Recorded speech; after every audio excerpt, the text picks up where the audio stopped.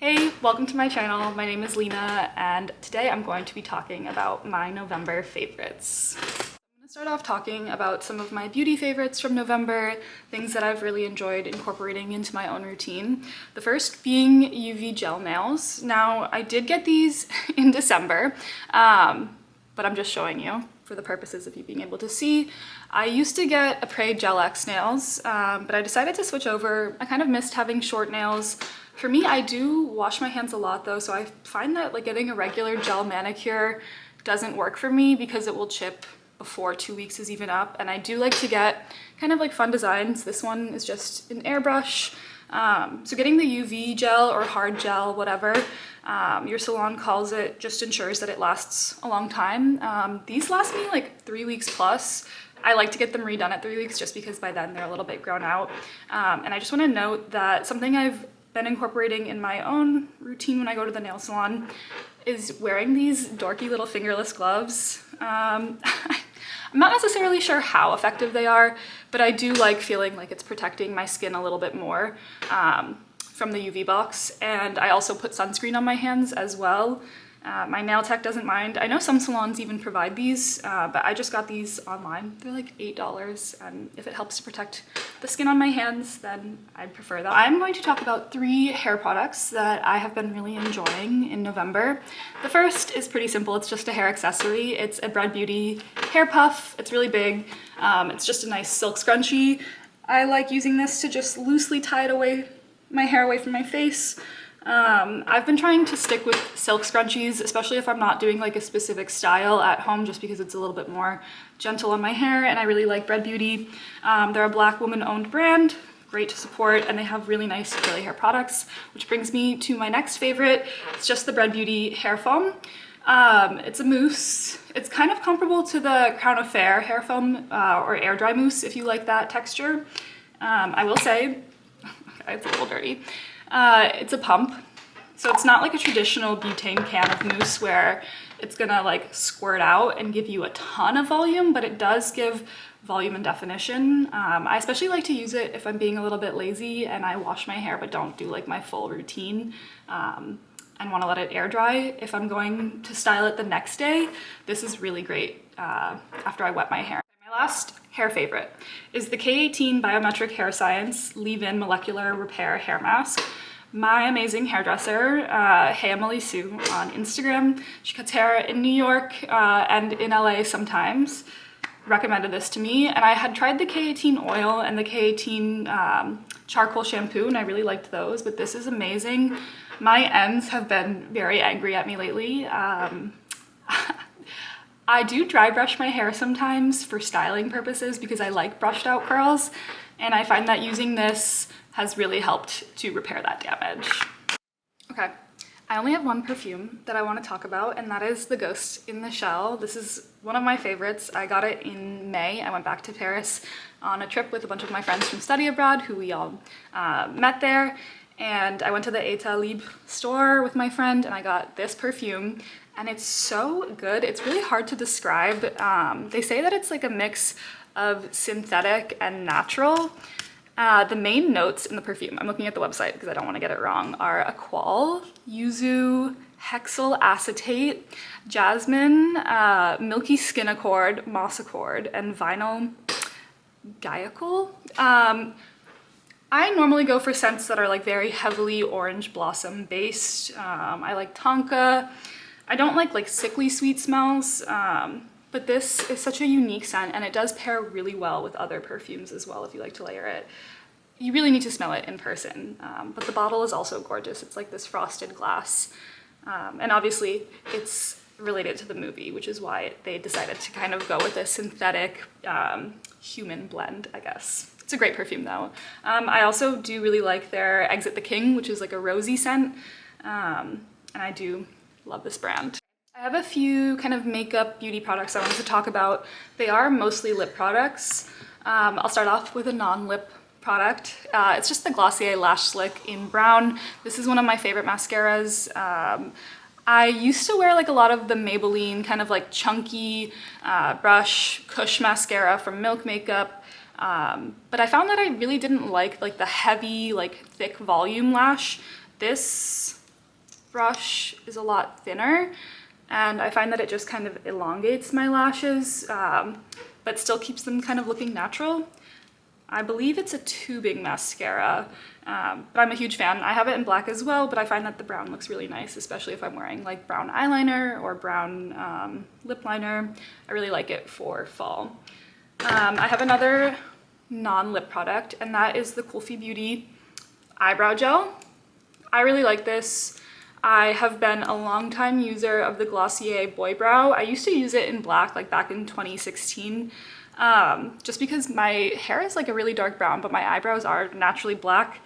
However, it was too much. I never did like the Anastasia Beverly Hills dip brow whatever, but I did have like scary, really thick black eyebrows. Now I just use the Glossier clear one. I don't really do too much to my brows. I don't really like wax them or tweeze them. I tweeze them, but I don't wax or thread them, and I haven't since like 2015.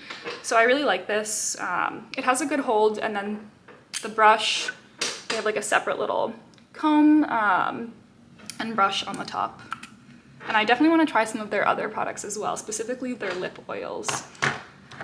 So next I have two chapsticks. I definitely thought this was like a French brand at first, just because of the name, La Bruquet, but it's actually Swedish. And this I found from the YouTuber, TikToker, creative Lara Violetta. I love her videos. She does amazing beauty looks and styling, and these are just great chapsticks. I love the smell of the nighttime one specifically because it has orange blossom in it, and they're just super moisturizing. And I like layering these under like the Summer Fridays or Road Skin like lip jellies, because I find that those aren't like super moisturizing. I feel like those are better at like sealing in your moisture like an Aquaphor or Vaseline would be, so I like to layer like an actual kind of lip balm or oil underneath them. Huge fan of them. Would definitely recommend, and they're really easy to just keep on your nightstand or throw in your purse. My last few beauty products. So I have two things from Refi Beauty, and it's actually what I'm wearing on my lips right now, although it's I've been drinking coffee. So it's the Plum Set, and it's just their blur liner. So it's a really pretty kind of jammy plum color. And the blur liner is kind of meant, from my understanding, to be used as both a lip liner and a lipstick. Just gives you kind of like a light effect. And then this is the matching lip gloss. This one is much more pigmented, I would say, than the liner, so it complements it really nicely. Sometimes I feel like wearing a lip liner with like a colorful gloss I don't like as much because the color can be like a little bit too strong for my personal preference, but I feel like because the liner is kind of like a muted color, this pairs really well with it, whereas I would normally do like a clear gloss over a liner. So I have two lip liners that are also in my favorites. One is from Makeup Forever, and it's the Artist Color Pencil, and it's in Universal Earth. It's just a really gorgeous kind of like brick red color, and I really like it, especially for fall. And then the next is from MAC Makeup, and it's just their liner in Spice. And you can see it below the Universal Earth. It's just a really pretty kind of like muted, dusty rose color, but it's nice and warm. And I actually really like this under the eyes too. I'm tempted to get like a second pencil for it just because I don't really want to use like the same pencil on my lips and eyes. But I do love this color, and it's so pretty, and I think it's flattering on everyone. I have one kind of miscellaneous thing that I wanted to talk about that has been a November favorite for me, and that is puzzles. I have been really into doing puzzles lately. I find that it's like a really nice way to occupy my hands because I'm not really great at doing kind of like knitting or crochet, those types of activities. Obviously I'm not like working my hands in them in that way, but it's just kind of a nice way to stay off my phone, not just doom scroll, kind of de-stress. This is the New Yorker puzzle. I've probably done like 4 of their puzzles now. They're very difficult if you get the 1,000-piece ones, or maybe not so difficult if you're like I don't know, used to doing puzzles, but I do find that they're pretty challenging. And I just picked up this gorgeous puzzle from Piecework Puzzles. I really want to get more from them. It's just like a little kind of pastry spread on a table, and it's very beautiful. Just a fun way to kind of like occupy yourself. They're fun to work on with people too. So yeah, I would definitely recommend getting into puzzles. And the pieces for the Piecework puzzle specifically, I'm gonna try and bring a piece over and show you, but they're so beautiful. It's like a matte kind of like almost frosting like texture. They're very satisfying. I am obsessed. I'm gonna see if the camera will actually pick up on it. Even my like phone camera would not. The texture is just like, it's almost like frosting. Like it's so smooth and like matte. I don't know. I haven't seen like another puzzle texture like this, so I'm really into it. I want to talk about my favorite books from November, and they're all related to each other because it's a series. It's the Neapolitan series by Elena Ferrante. I put off reading this series for a really long time. I feel like every time I saw it online, I was like, okay, I'll get to it. How special could it be? I don't know, I just like wasn't that drawn to it. And when I started My Brilliant Friend, which is the first book in this series, I actually started it in September, but I did not finish it until November. And that was kind of my own fault because I'm someone who reads multiple books at once normally, and this was my transit book. So I always like to read on public transit. It's a habit that I got into when I was working as a teacher and had a really long commute and was commuting 45 minutes both ways on the train. And I still keep up with it, even though now my commute is like 15 minutes on the train. So it took me a long time to actually get into the first book in the series. And there's a lot of names, a lot of characters, a lot of similar names, a lot of nicknames for those characters. So I think that kind of also, you know, got me in as a slower start. But once you get into the series, it's so hard to put down. And I absolutely flew through the other 3 books. I finished the last book the first week of December, but I started it in November. So the majority of my reading I did in November, and the books just touch on everything from feminism, class struggle, female friendship, motherhood, capitalism, communism, a little bit on colonialism at the time, because it takes place originally in like 1950s, 1960s Italy, and then moves into the 70s, 80s, 90s, and even the early 2000s. It follows 2 women who are in a long-standing friendship from childhood. Just please give these books a read. They're so good, and they made me feel so much. It really reminded me a little bit of The Idiot and Either Or as well by Elif Batuman. Specifically with Nino, I don't want to go into too much, but Nino reminded me very much, reminded me of Yvonne and Celine, if you've read The Idiot, and I just like was obsessed. So good. So many conflicting feelings and emotions within this series. Definitely read them. Next, I wanted to talk about 2 of my favorite TV shows that I've been watching in November. I haven't really watched a lot of movies in November, if any at all. I saw Nora and I saw The Substance in October, and I loved both of those. And I saw Wicked in December, which I also really liked, but I didn't really get a chance to see movies in November. The first series was Silo, and it's an Apple TV series. It's sci-fi, it's based on novels. I started watching it with my boyfriend. He definitely is like very into sci-fi, and I've gotten way more into it. If you enjoyed The Last of Us, if you enjoyed Fallout, if you watched that on Amazon Prime, I think you would like Silo. It's very similar. It's kind of a dystopian future where you're living in a farming silo, but it's just a really enjoyable series. And season 2 just started, but season 1 I was catching up on in November. And then the other series is just Sex Lives of College Girls, coming back for season 3. I'm very sad that Renee Rapp is leaving the cast, but I think it will still be good. I've watched all 3 episodes that have been out so far, and it's just like a lighthearted series that I've enjoyed watching the past few years. Last bit of my November favorites that I wanted to talk about is some music that I've been enjoying. The first is Cowgirl by Aura Kogan. Sorry if I'm pronouncing that wrong. She is a Canadian singer, and it's very like kind of folky Americana, really great song. Would recommend, perfect for winter and fall.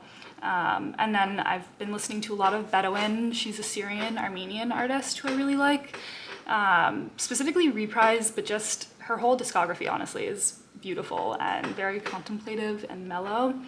The next song is Made Out of Memory by Nailu Faryanya. She just released an amazing album this year, and I actually randomly saw her for the first time when I was in Paris during study abroad. They had Pitchfork Paris there, but they also had Pitchfork Avant-Garde, which is kind of like their cheaper after shows in Paris, where they have lesser known artists performing at a number of different bars in the Bastille neighborhood, and you can kind of bar hop and go from venue to venue and see different artists. And at the time in 2016, Nailu Faryanya was one of those artists at Avant-Garde. So I saw her there, and then I got to see her this year in New York for the second time when she played at Brooklyn Steel, touring her new album. And it's amazing to have seen how much she's grown in the past 8 years and how much her music still resonates with me. So yeah, she's great. The last two are older songs. So I've been listening to my Hyperfixation song for November, and honestly for December as well, is the Hammond song by the Roches. It's a trio of sisters, and this was released in 1979. I watched Janet Planet from A24 in November, and I really enjoyed that movie. Especially if you're interested in movies on kind of motherhood and the relationships between daughters and mothers. It's a great movie to watch, and it was the song that was playing in the trailer for that movie, but it's just really resonated with me, and it honestly gives me chills, and I love listening to it. I love singing along to it. I have a terrible voice, but it's a really nice one to scream to in the car or shower or wherever you are. The last one is Knew You Well by Art Lone, and that one is from 1976. It has a very similar vibe to the Hammond song, where it's like a, I don't know, just a very like sweet song that makes me kind of emotional and makes me think of my mom and anyone else in my life who I've loved. Okay, thank you for watching my first video. Please feel free to comment below and let me know if there's anything you would like to see from me in future videos, any questions you might have for me. And my Instagram is the same as my YouTube channel. It's Sweaty Upper Lip. My TikTok is not. It's Upper Lip Sweat 96. So yeah, subscribe for more videos like this in the future.